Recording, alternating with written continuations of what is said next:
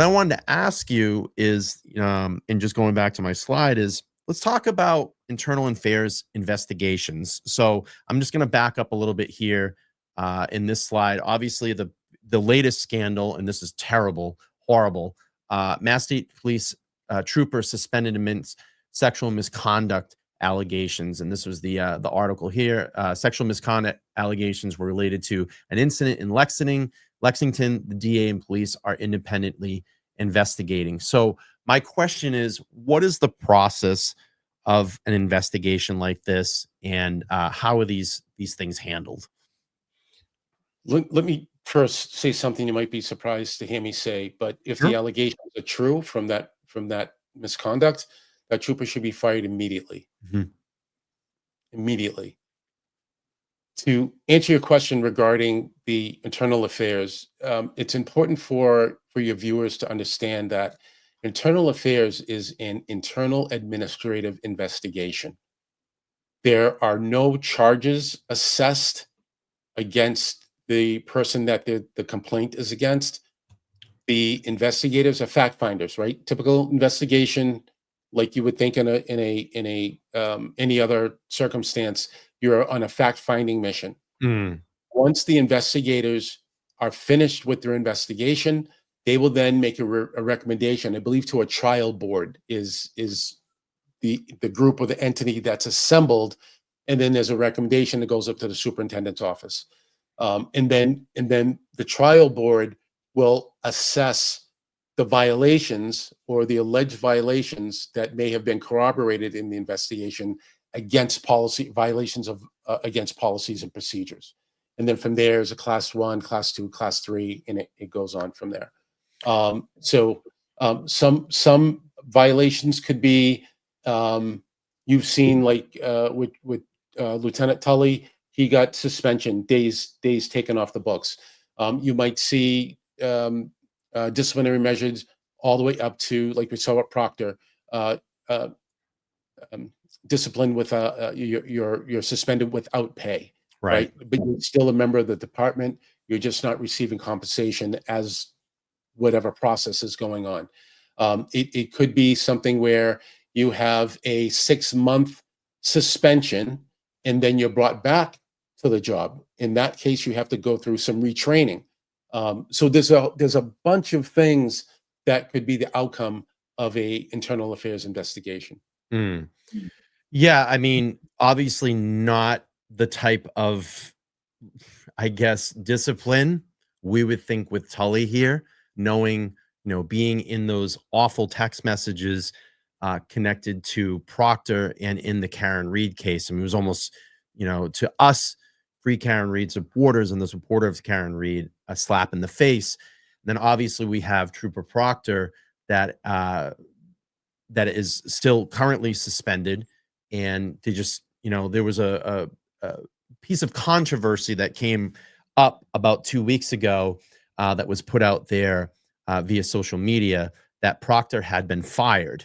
And I know that ultimately, I went out and I sat on it for a second, and I wanted to do my research, and I waited, and I didn't see anything from the local media hitting. I didn't see Turtle Boy jumping on his platform right away and saying Proctor's been fired.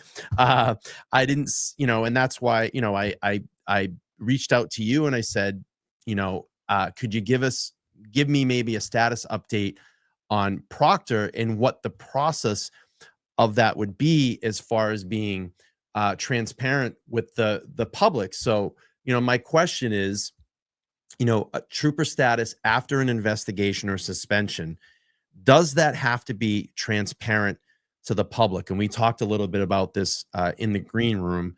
So let me throw a scenario at you. If Trooper Proctor was fired, what is the process of that? And would it have to be transparent to the public? A decision from the superintendent's office, Colonel Noble, will document the status change, right? When you hear status, that's what we're making reference to. The status change is suspension without pay to dishonorable discharge, meaning termination. That's what we mean by status change. That would be, again, posted in every unit, every barracks within the Commonwealth. And at that point, that is just the completion of an administrative act. That termination doesn't necessarily mean that there are charges being brought up against Trooper Proctor.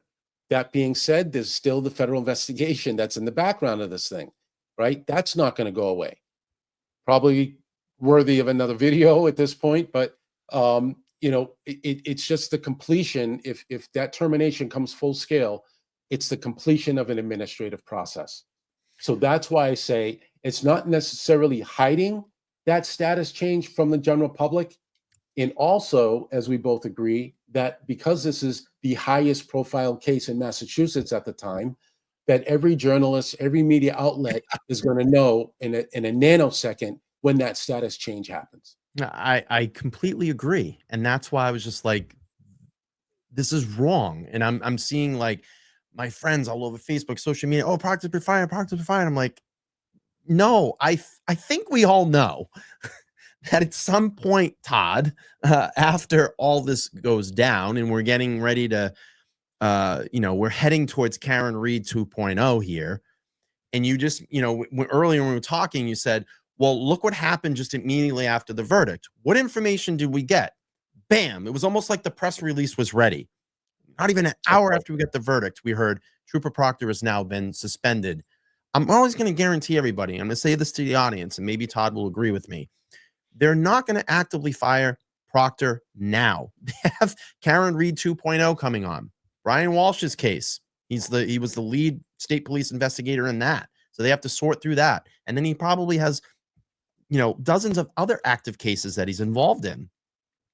So in my opinion, and maybe Todd can concur on this, that it's probably not going to happen until if we get to Karen Reed 2.0 and a completion and a verdict, we're going to probably hear right after that that he's been fired. That's probably when they're going to announce it. Am I wrong? Brian, I don't think you're wrong. I think that's a scenario that could likely play out. But I'm going to add on to what you just broke down. Sure. And bring back the DA Morrissey element of things, right? He's still in the mix. He's still in the mix in his influence in who's going to be assigned, to prosecute the case and all that's his call. So until he steps down from his office, he's a player in this. So, love it, hate it, however people feel about it. DA Morrissey is still in the mix of this whole thing. And now we're hearing reports that he was using a private email server and what was on those things in the communication. It's just, it's one of the most wildest cases that I've ever heard in the existence of cases that have happened. And it's just every other day there's something else that's new and a new element of corruption or whatever you want to call it in this. And you don't think Jackson and you don't think Jackson and Unetti are going to use that? No, of course they are. Of course they are.